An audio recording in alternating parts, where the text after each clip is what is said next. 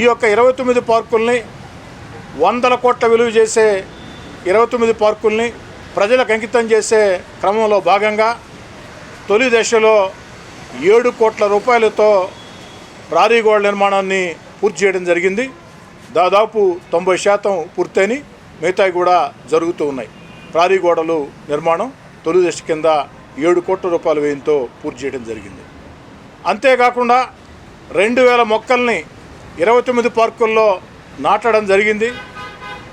రెండో దశ కింద ఈ యొక్క పార్కుల్లో మరో నెల రోజుల్లో లైటింగ్ సౌకర్యాన్ని కల్పిస్తానని చెప్పని మాట ఇస్తూ ఉన్నా.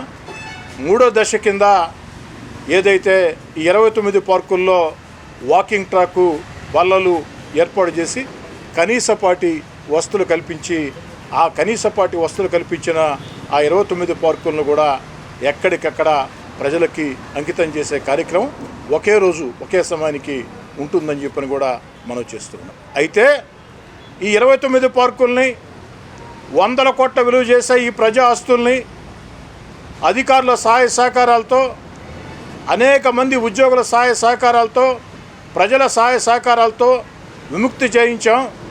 దానిలో కనీసపాటి వస్తువులు కల్పిస్తున్నాం. అక్కడి నుంచి ఆ నిర్వహణ బాధ్యత ఎక్కడికక్కడ స్థానిక ప్రజలు పార్టీలకు అతీతంగా కమిటీలను ఏర్పాటు చేసుకుని నిర్వహించుకోవాల్సిన పరిస్థితిని తీసుకొస్తాం.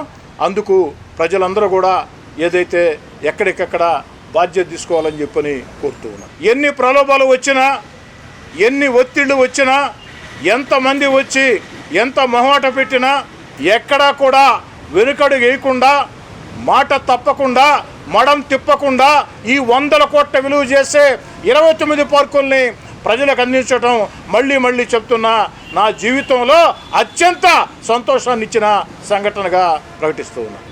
కాబట్టి ఇంకా కూడా ప్రజలకు నేను మనవి చేసేది, మీ ప్రాంతాల్లో ఆ పార్కు స్థలాల పరిరక్షణ కోసం చేసే పరిణామ క్రమంలో మీ అందరి సహకారం కూడా అవసరం.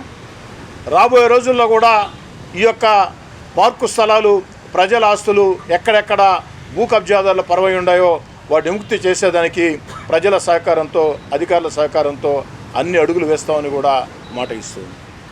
అయితే ఈ సందర్భంగా ప్రజలు నేను కోరేది ఏమిటంటే, 29 పార్కులకు కూడా దేశం కోసం, ప్రజల కోసం, సమాజం కోసం పనిచేసిన మహనీయుల పేర్లు పెట్టాలని ఒక ఆలోచన చేసి 29 పార్కులకి ఈ దేశం కోసం, సమాజం కోసం, ప్రజల కోసం పనిచేసిన మహనీయుల పేర్లు పెట్టాలని భావించాం. నిర్ణయం తీసుకున్నాం. ప్రజలనే అడుగుతూ ఉన్నాం, ఏ పేర్లు పెడితే బాగుంటుందో మీ మనోభావాలు ఏమిటో. నెల్లూరు రూరల్ ప్రజలారా, ఈ 29 పార్కు స్థలాలకి మీ ఆకాంక్షలకి, మీ ఆలోచనలకి అనుగుణంగా ఏ మహనీయుడి పేరు పెడితే బాగుంటుందో మీరే సూచించమని, నేరుగా నాకే ఫోన్ చేయమని, లేదా నా సెల్కి వాట్సాప్ సందేశం పెట్టమని, లేదా ఎమ్మెల్యే కార్యాలయానికి విజ్ఞప్తి ఇవ్వమని చెప్పని కూడా కోరుతూ మహనీయుల పేర్లు వీటికి పెడతాం. 3 దశల్లో వీటిని అభివృద్ధి చేస్తాం. తొలి దశ పూర్తయింది. రెండో దశ లైటింగ్ సౌకర్యం మరో నెల రోజుల్లో పూర్తవుతుంది.